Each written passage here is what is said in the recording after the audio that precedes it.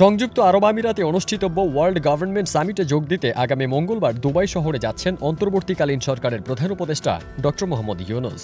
গোল্ডসেন্স গ্রুপের হোটেলে বিনিয়োগ করে সুদমুক্ত হালাল আয়ের সাথে বিলাসী জীবনের বিরাট সুযোগ। বিনিয়োগ একবার, রিটার্ন বারবার। গত 9 ফেব্রুয়ারি বিকেলে পররাষ্ট্র মন্ত্রণালয়ে অনুষ্ঠিত এক ব্রিফিংয়ে গণমাধ্যমকে এ তথ্য জানান মন্ত্রণালয়ের মুখপাত্র রফিকুল আলম।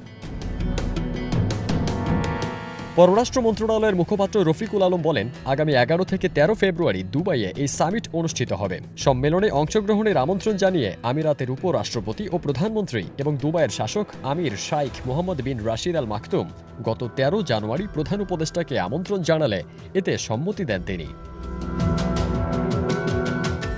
এবারের সম্মেলন সরকার ও জনগণের মধ্যে সেতু বন্ধন সৃষ্টিতে প্ল্যাটফর্মটি তাদের উদ্যোগ অব্যাহত রাখবে। প্রধান উপদেষ্টা সম্মেলনে অংশগ্রহণের মাধ্যমে বৈশ্বিক চ্যালেঞ্জ মোকাবিলা এবং বাংলাদেশের অবস্থান তুলে ধরবেন। প্রধান উপদেষ্টা সম্মেলনে অংশগ্রহণের মাধ্যমে বৈশ্বিক চ্যালেঞ্জ মোকাবিলা সহ বাংলাদেশের অবস্থান তুলে ধরবেন। তার সফরে দ্বিপাক্ষিক বৈঠক ও সৌজন্য সাক্ষাতের সম্ভাবনা রয়েছে। বাংলাদেশ ও আমিরাতের মধ্যে ঐতিহাসিক সম্পর্ক এবং প্রবাসী বাংলাদেশিদের রেমিট্যান্স বাংলাদেশের অর্থনীতিতে গুরুত্বপূর্ণ অবদান রাখছে। ফারদিন সানি, দেশ রূপান্তর।